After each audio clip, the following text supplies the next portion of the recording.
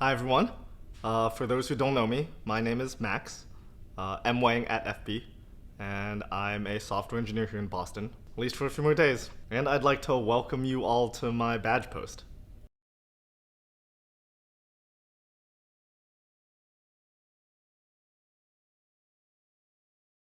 So I know a badge post video is a little weird. I don't really recall any of them from the 7 years I've been at Facebook, or 9 years in intern years. But, well, here's the thing. I first joined the company back in 2011. And back then, anytime Facebook would make any major product changes or big directional decisions, pretty much everyone who wanted to would weigh in on it. If it affected users, folks had opinions. And this was stuff like Facebook chat, which at the time everyone was just like, oh, this is just bad Gmail. But also privacy changes, product redesigns, Google+.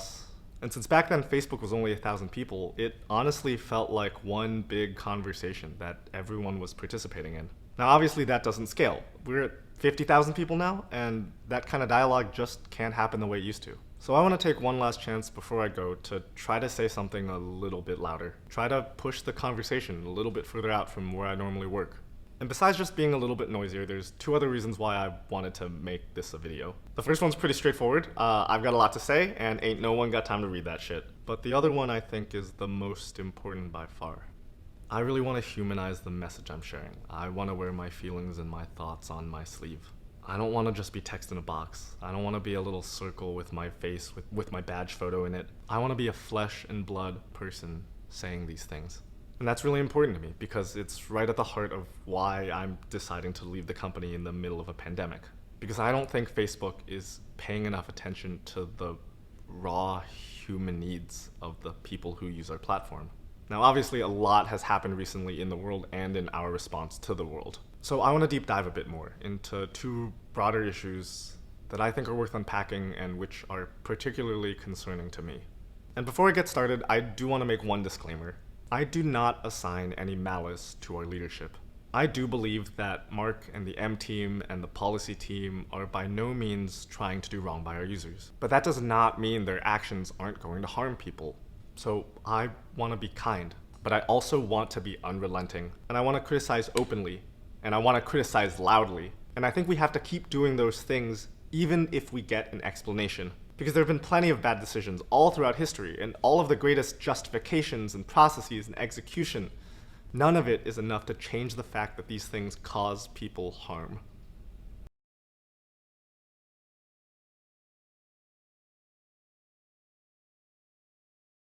I want to start by talking about Mark's Q&A on Friday, May 29th. This was the one right after the protest started, and it was about Facebook's response to Trump's looting and shooting post. So this Q&A made me really uncomfortable, and I wrote a little bit afterwards about how I felt like I was being lied to somehow. And it took me a while to sort out exactly what that feeling was. I think it was gaslighting. And it's hard to reconcile that with, what I think was a sincere expression of compassion from Mark. But I just couldn't shake the feeling that there was this subtle bait and switch happening. I was being told that, we were all being told that, after long deliberation, leadership felt like Trump's posts didn't violate our policies. But I don't think that's what concerned folks like myself were thinking at all. And I don't want to purport to speak for everyone, but definitely folks I've talked to have the same sentiment. We weren't asking, does this thing follow our policy? We weren't asking whether it was consistent with our policy not to take action. We were asking, why do our policies allow for this thing? Why don't our policies require that we do take some kind of action? But Mark framed his whole response around following policy rather than fixing policy.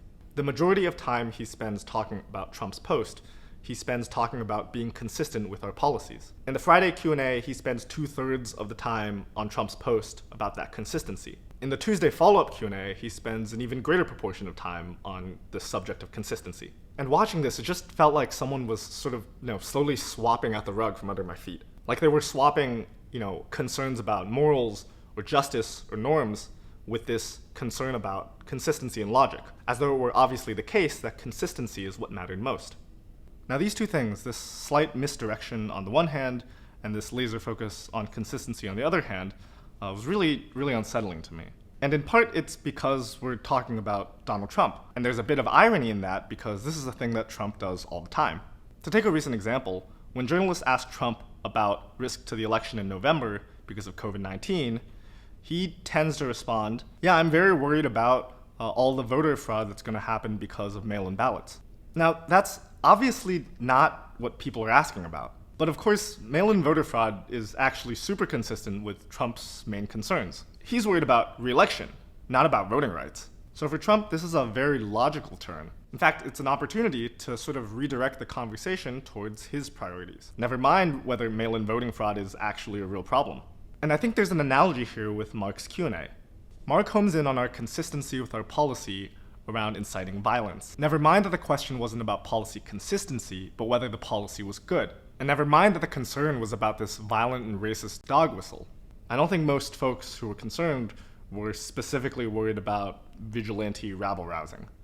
Now, unlike Trump, Mark makes his primary concern super clear and explicit. And also, unlike Trump, it's not a gross abuse of power.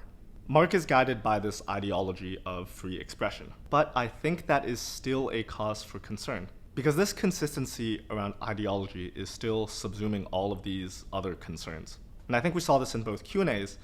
As concerns get raised, they sort of get rerouted into this question of consistency. All these questions become questions about free expression. Much like how for Trump, questions about election integrity or COVID-19 become questions about how do we re-elect Trump. When I think about ideological consistency, especially in the era of Trump, I always think back to some reading I did in high school. Excerpts from a book called The Origins of Totalitarianism by German-American political philosopher Hannah Arendt. It's one of the seminal works about the rise of totalitarian regimes. I went back and read the whole book as part of research for this post, and I'd like to read a quick passage for you. Ideological thinking orders facts into an absolutely logical procedure, which starts from an axiomatically accepted premise, deducing everything else from it. That is, it proceeds with a consistency that exists nowhere in the realm of reality. The coercion of logic, the prohibition of contradictions, became productive, so that a whole line of thought could be initiated and forced upon the mind by drawing conclusions in the manner of mere argumentation. This argumentative process could be interrupted neither by a new idea, which would have been another premise with a different set of consequences, nor by a new experience. Ideologies always assume that one idea is sufficient to explain everything in the development from the premise, and that no experience can teach anything, because everything is comprehended in this consistent process of logical deduction. Arendt describes this focus on consistency as, quote, exchanging the freedom inherent in man's capacity to think for the straitjacket of logic, with which man can force himself almost as violently as he is forced by some outside power. Now, in these passages, Arendt is discussing totalitarian systems of rule. These systems, she says, are based on some guiding ideology, like, for example, racism applied through the force of Darwinism. And in particular, they're so fixated on their ideology that consistency with it becomes the primary driver, or only driver, of all their conclusions. Now, Facebook is not a totalitarian system of rule. That is not where I'm going with this. But that doesn't mean there's nothing to learn here. Arendt talks about how the safety of logic and consistency pushes out experience. In particular, it forces out new thought based on new premises, because everything is totally determined by the original premise. For Trump, everything is about him getting reelected. Anything else is in the way of that. Much as I think Facebook is getting trapped by our ideology of free expression, and the easy temptation of just trying to stay consistent with that ideology. This means we can't be responsive to what Arendt would call new beginnings, or new premises, anything fundamental that changes in the world around us. And I think it also causes us to lose sight of other important premises, like, for example, how free expression is supposed to serve human needs. It's supposed to serve people.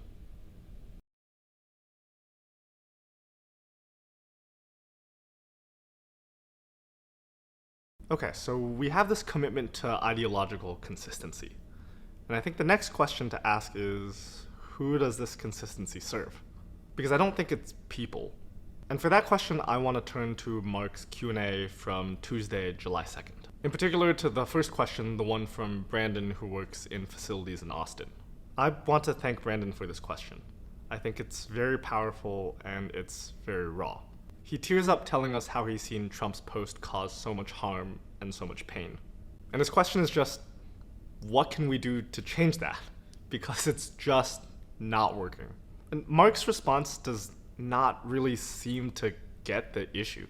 He spends most of his answer talking about process. He talks about enumerating prohibited harms. He talks about maintaining rigorous frameworks for making our calls. He talks about the distinction we make between violence and irreparable harm versus something that's very difficult to stomach. But none of these addresses the heart of Brandon's question, which is, people are hurting. What are we gonna do? Do we care? And by ignoring that, the implication is we don't. And the other subtext of Brandon's question is that our policy itself hurts people. As part of his answer, Mark also makes this bizarre analogy between the speech acts of posting the video of George Floyd's murder on one hand and Trump's looting and shooting post on the other. His point being that they both cause pain, and we shouldn't just banhammer everything that causes pain. Which is true, sure, but it really misses the point. Because those two kinds of pain are different. There is a difference between the pain of witnessing oppression and the pain of having leaders advocate for it. And on top of that, Brandon is also saying that it hurts seeing institutions like Facebook tolerating these endorsements of oppression. Do we care? Doesn't seem like we do. So one of the goals that Mark mentions in his answer, besides free expression, is serving everyone. Well, we're clearly okay with enshrining in our policies that certain sources of pain that people feel are acceptable. Again, including pain that our policies themselves cause. So what does serving everyone mean? What notion of everyone are these policies for? I claim that we're serving some concept of the state. And to be clear, I don't mean that we're in the pockets of governments, so let me try to explain. If you asked me 9 years ago what would be top of mind for Facebook in 2020, I would not have said civic integrity, political misinformation, presidential abuses of power. Maybe Mark would have, but he didn't show it back in 2011. And that's reasonable. Mark has made a lot of good calls. Facebook chat was definitely one of them, definitely not just bad Gmail, but he's not an oracle, he's not infallible. Because things have clearly changed. Newsfeed was envisioned as a newspaper by our friends. Now it's just news. It's political polarization, it's world issues, it's memes. But our whole concept of personalization has just gotten way less personal. Instead of being personal on a social or human level, things went to being politically personalized. Now for me, the most salient signpost of this trend showed up at the beginning of 2019, which is coincidentally when I started tossing wrenches all up into my career. And this was our newly christened focus on private communication. To me, this was the culmination of a years-long freefall of failing to promote meaningful social interaction on our platform. Doubling down on private communication seemed like waving the white flag on public social engagement. I think because we'd unfortunately let all of that become too political. And so we started serving this impersonal, political sense of everyone. Now, Arendt also has something to say about this distinction between the social person and the political person. And she expresses it in terms of absences. She says, "It has frequently been observed that terror can rule absolutely only over men who are isolated against each other. Isolated men are powerless by definition. Isolation is that impasse into which men are driven when the political sphere of their lives, where they act together in the pursuit of a common concern, is destroyed. What we call isolation in the political sphere is called loneliness in the sphere of social intercourse. Isolation and loneliness are not the same. I can be lonely, that is, in a situation in which I as a person feel myself deserted by all human companionship, without being isolated. While isolation concerns only the political realm of life, loneliness concerns human life as a whole." I think when we let the political sphere take precedence over the social sphere, in other words, when we focus on addressing political isolation, even at the expense of human loneliness, for example, when we concern ourselves more with speech than with sadness and pain, or when we embrace polarizing political content, which does amp up political engagement in spite of its psychological tolls, when we do all that, we're serving some notion of the state rather than the people.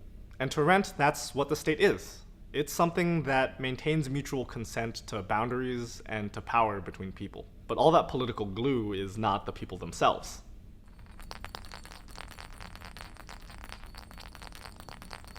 But letting the political displace the social is a dangerous thing to do. And Arendt gives us one reason why. She says, totalitarian domination as a form of government is new in that it is not content with isolation and destroys private life as well. It bases itself on loneliness, on the experience of not belonging to the world at all, when men can no longer find the redeeming grace of companionship to save them from equivocality and doubt. So I think in her eyes, failure to address the communal needs of the social person instills self-doubt in people and sets us all up for deadly systems of oppression. And I have a second reason to add. Facebook has had a huge effect on people's social lives. But then we did this bait and switch. We substituted the political person for the social person. We started catering our policies to political speech rather than human pain. And maybe we didn't start this process, but we certainly yielded to it. And I think this sends the confusing message that our service confronts the pain of loneliness or cares about pain of a non-political sort, even though perhaps these days we actually facilitate a lot of that pain. I want to make one last quick note here. In Mark's announcement about our pivot to private communication, he says we're doing it because that's what users wanted. But meanwhile, our policy choices are based on our own ideologies around free expression. These are not the same drivers. So to me, the unifying force here really is that active push towards the political person and away from the social person. But only the social person is an individual who experiences joy and sorrow and outrage and pain. That's the person we need to serve, and we are failing. And what's worse, we have enshrined that failure in our policies.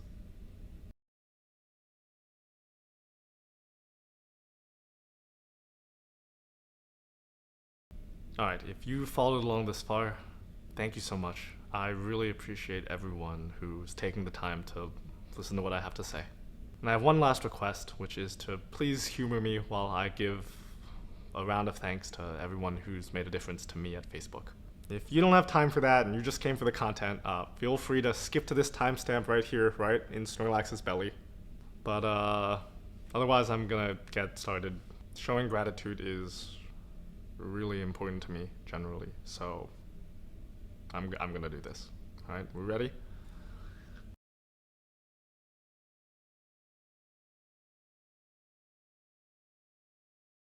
So where do we go from here? And I don't just mean me, I mean everyone who is listening, everyone who's not listening, everyone who cares about this stuff.